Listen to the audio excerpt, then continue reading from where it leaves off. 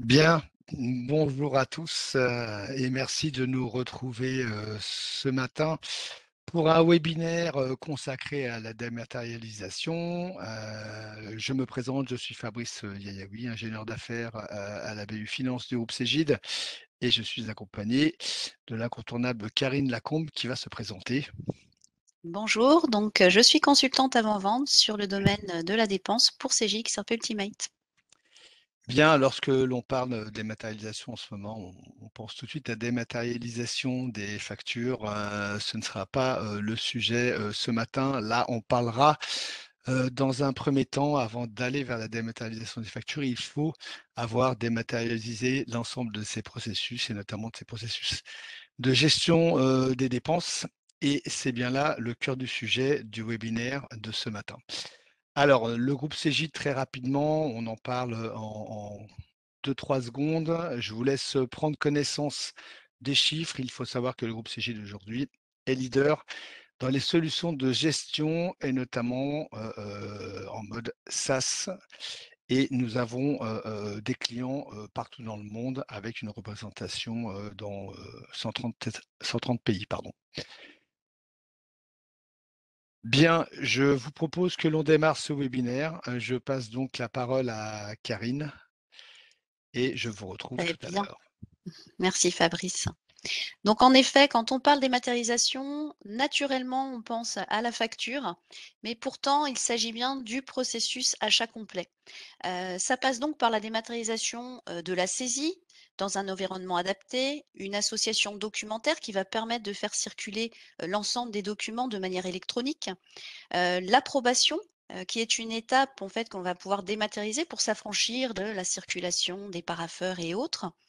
De nombreux contrôles aussi automatiques qui vont être réalisés par, la solution et puis aussi un certain nombre d'automatismes tels, les relances par exemple. Et donc toutes ces étapes sont liées, mais sont bien dépendantes les unes des autres. La chaîne de la dépense, eh bien, c'est digitaliser la chaîne entière, donc la dépense et permettre de simplifier l'ensemble des étapes d'un processus. C'est maîtriser mieux ses coûts en sécurisant à la fois ses référentiels, mais en maîtrisant également ses coûts liés à un traitement de facture, par exemple, et en réduisant le délai des paiements. C'est également respecter, des contrôles de la chaîne de dépenses, donc des contrôles qui vont être proposés directement par la solution pour remplacer un certain nombre de contrôles humains. C'est également des contrôles pour fiabiliser la donnée, donc on va gagner du temps dans le traitement avec des contrôles qui sont automatiques. Et puis c'est également, s'assurer, du qui fait quoi et quand par une traçabilité complète de l'ensemble du processus. Alors, si on regarde plus en détail, en fait, ce processus, mais juste avant la partie référentielle que je vous indiquais. Donc, le référentiel, c'est une fiche fournisseur, 360 qui va permettre d'obtenir une vision complète des informations du fournisseur, quels que soient finalement les services, concernés, et c'est d'avoir une connaissance, par exemple, à la fois des encours, mais également des contacts, des informations plus, comptables, telles les domiciliations bancaires. Et pour sécuriser ce référentiel, eh bien, on va, aller encore plus loin avec la digitalisation, d'informations à travers des solutions tierces. Donc on a un certain nombre de connecteurs. Ici, pour exemple, un connecteur avec la base Sirène. Donc ça va permettre de sécuriser le référentiel en récupérant automatiquement des informations issues de cette base de données de l'INSEE. Vérifier l'immatriculation des fournisseurs, éviter du coup la création de doublons dans notre bastière. Ça va également passer par un connecteur de type Provigis, donc une solution spécialisée dans la conformité fournisseur, avec laquelle eh bien, on va pouvoir partager des informations sur les documents réglementaires récoltés par la solution Provigis et obtenir la notation du fournisseur, mais également un connecteur avec une solution de type SysID, qui là est une solution qui permet de certifier les coordonnées bancaires, les domiciliations bancaires, lutter ainsi contre la fraude. Et là, le connecteur va nous permettre également de partager des données et de récupérer effectivement la certification ou non, de la domiciliation pour les N fournisseurs de notre base.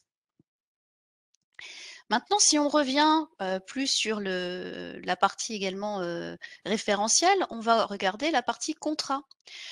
Lorsqu'on parle de référentiel, les contrats vont nous permettre de dématérialiser les données pour réaliser un suivi financier. Donc ça va passer par l'enregistrement des données du contrat à travers une fiche dédiée. On va définir les conditions d'exécution, la période de validité, les montants définis pour le contrat, quels sont les fournisseurs principaux et secondaires de ce contrat, les natures de prestations. Et ensuite, on va y assurer un suivi. Donc, on va dématérialiser complètement ce suivi puisque ce sont les saisies de demandes, de commandes qui vont venir alimenter l'encours de la fiche marché et qui vont permettre de réaliser les contrôles éventuels de prévus par rapport aux réalisés.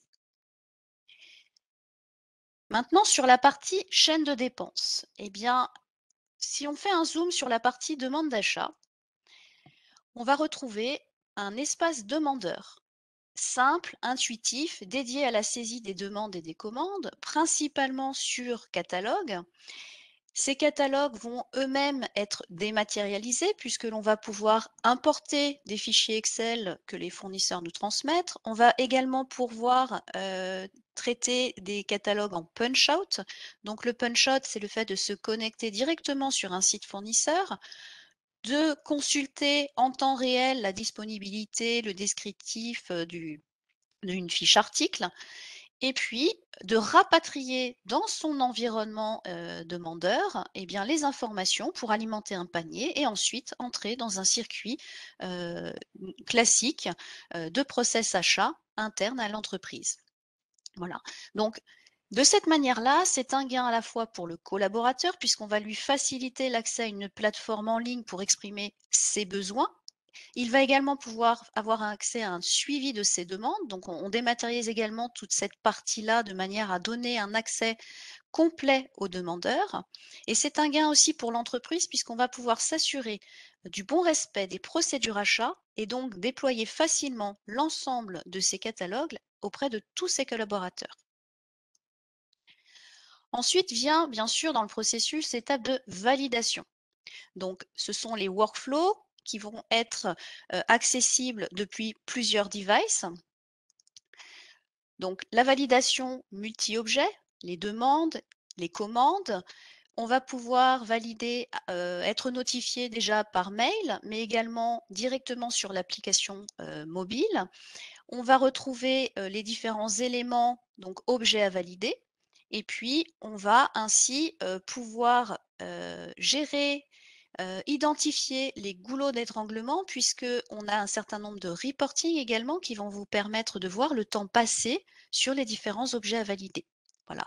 Donc là, on dématérialise l'ensemble des workflows de validation à travers une application mobile dédiée, à travers une interface graphique de validation directement depuis le PC pour permettre, eh bien, de s'affranchir de le temps perdu à faire circuler des éléments papier, puisque là, l'ensemble des éléments seront consultables depuis ces outils de validation.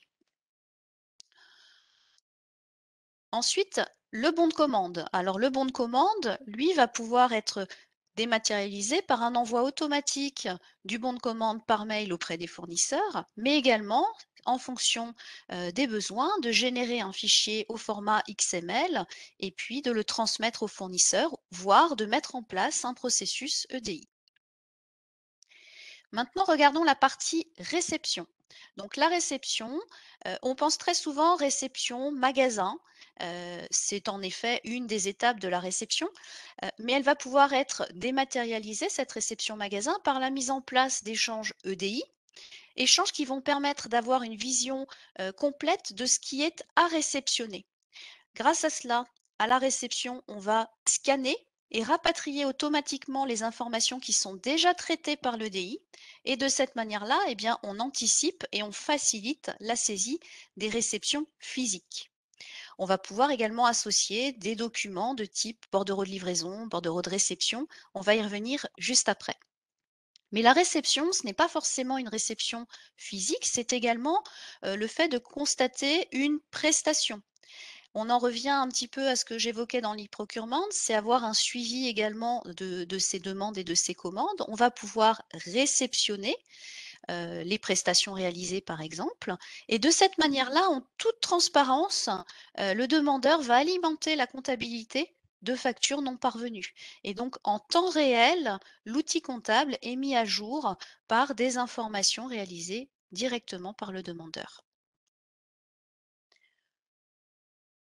Ensuite, eh bien, arrive le contrôle facture. Alors, le contrôle, non, d'abord, je vais vous parler peut-être de la gestion documentaire que je vous évoquais. Cette gestion documentaire, si on zoome dessus, c'est une fonctionnalité qui est transverse à l'ensemble de l'ERP. Elle est disponible sur tout type d'objet.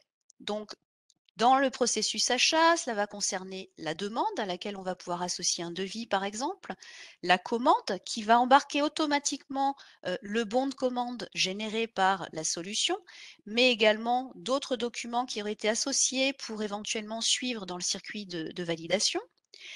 On a l'objet facture, on peut avoir également tout type d'objets liés au contrat, par exemple. Et cette gestion documentaire, elle va suivre également sur d'autres modules.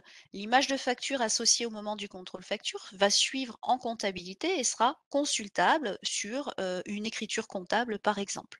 Voilà, donc c'est une fonctionnalité transverse, mais qui va permettre de dématérialiser tout type de document, peu importe le format, voilà, directement dans l'ensemble de la solution.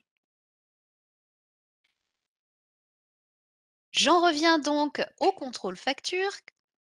Et donc, ce contrôle facture, eh bien, le fait d'avoir en amont de la chaîne de la dépense toutes les étapes, eh bien, ça va nous permettre de rapprocher l'ensemble des lignes de commande à facturer et de laisser le système effectuer les contrôles des éventuels écarts entre le commandé, le réceptionné, le facturé. L'image qui aura été numérisée, elle, va suivre tout au long du workflow, sera consultable ultérieurement pour un comptable, comme je vous l'évoquais, et elle va suivre également dans le workflow de validation pour permettre au valideur de prendre ses décisions en toute connaissance de cause. Il aura tous les éléments qui vont suivre lors de la validation. Ça va, voilà, ainsi automatiser cette étape du contrôle facture où on va récupérer donc directement dans l'outil l'entête de facture, associer les lignes et associer l'image pour finaliser cette partie-là. Mais c'est également une évolution aussi en termes de dématérialisation par rapport à une réforme. Fabrice, je te laisse peut-être en toucher Et un mot. c'est là où, je me fais mentir par rapport à mon introduction où j'avais dit qu'on parlait pas de dématérialisation des factures, mais on en parle forcément puisque, c'est, la fin finalement, du processus et on l'illustrera dans un exemple avec la d'API de l'Inde tout à l'heure, vous le verrez. Bah, en fait, on est sur une obligation, légale, qui bien évidemment, est traitée, par, Cegid et avec, Cegid s'appelle Cebet, avec différents partenaires où vous avez, une intégration complète via un connecteur comme tous nos partenaires, afin d'intégrer totalement cette fonctionnalité de dématérialisation des factures, qui vient boucler en fait le processus de gestion de la chaîne des dépenses. Voilà, donc très bien. Effectivement, la réception de la facture électronique, elle va devenir obligatoire pour l'ensemble des entreprises, alors de manière progressive. Et Cegid, bien entendu, hein, travaille sur le sujet pour répondre à l'ensemble de ses clients, quelles que soient effectivement nos solutions au sein du groupe.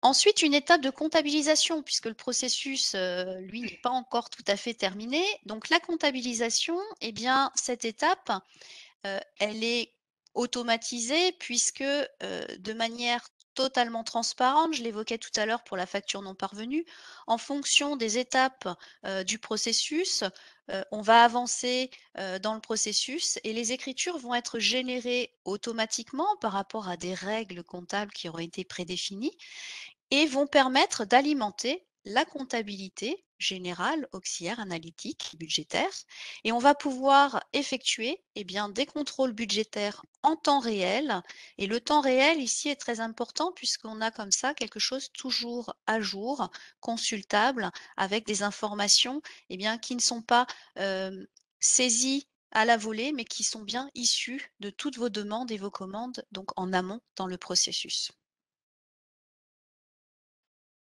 Le bon à payer, donc si on revient sur le bon à payer, tout à l'heure on parlait, de la validation de la demande.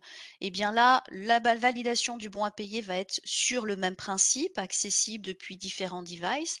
Et si je reviens sur la partie mobilité, eh bien Cegid XRP Ultimate propose un certain nombre d'applications mobiles. Celles-ci sont natives, c'est-à-dire qu'elles sont téléchargeables sur les stores Android et iOS et on accède en temps réel aux informations de la base de données. Voilà. Pour terminer en fait sur la chaîne de la dépense, donc ce processus, eh bien on a l'étape du règlement. Donc pour dématérialiser le règlement, il y a plusieurs manières. Moi, je vais vous évoquer par exemple le virement SEPA, mais tout cela sera détaillé lors d'un prochain webinaire. Surveillez la date. Je vous invite effectivement à nous rejoindre sur ce prochain webinaire de manière à en savoir plus effectivement sur la chaîne du règlement. Je repasse la main à Fabrice pour justement nous parler d'un cas client. Exactement, alors, pour illustrer ça, vous allez, avoir une courte vidéo, hein, puisque bien évidemment le temps nous est limité. Une courte vidéo concernant l'ADA-Pays de l'Ain, qui est une organisation, une association non for profit que l'on appelle ADAPI, et qui a fait le choix, de CJXAP Ultimate, en démarrant par la finance pour ensuite mettre en place, ces process achats, enfin la digitalisation de ces processus achats, pour aujourd'hui, attaquer, son projet de dématérialisation des factures. Donc voilà l'ordre dans lequel ça a été fait et cette courte vidéo, illustre, par le directeur du patrimoine, ce qu'ils ont fait, au niveau des achats et de la gestion des engagements de dépenses.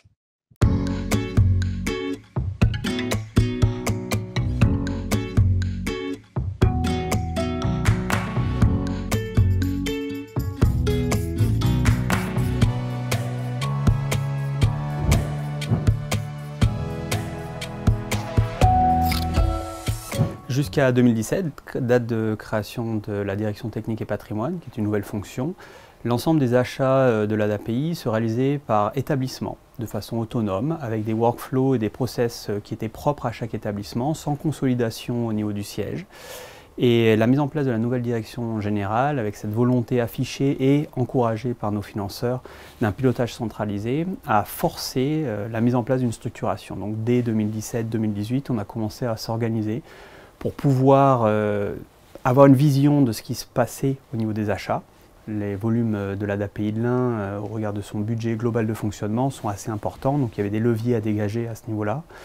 L'ambition derrière était de pouvoir capitaliser sur tout ça, renforcer nos mécanismes de pilotage et de passer sur une comptabilité aussi d'engagement pour aider au pilotage et aux actions financières d'un point de vue purement siège. Bien, donc pour vous en dire un petit peu plus, hein, donc l'ADAPI de l'Ain, oui, c'est 56 établissements à gérer, avec, à la base, une décentralisation complète, de leurs achats.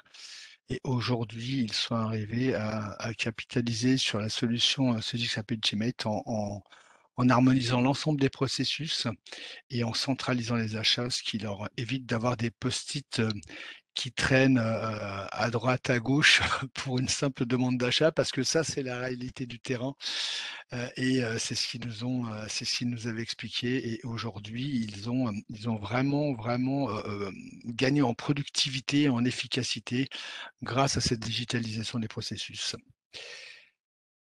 Voilà pour l'ADA-Pays de l'Ain. Karine, on poursuit, sur le slide d'après. Alors, nous avons volontairement, au regard du temps qui nous était imparti, pas forcément ouvert aux questions-réponses. En revanche, ce que nous vous proposons, c'est que vous poussiez votre volonté d'échanger et de poser des questions suite à cette information qui vous a été donnée dans le cadre de ce webinaire à l'adresse qui est affichée en ce moment. Et bien évidemment, ça nous sera remonté et nous nous ferons un plaisir, bien entendu, de vous contacter. Alors surtout, n'oubliez pas de nous laisser vos coordonnées, ce sera plus simple pour nous.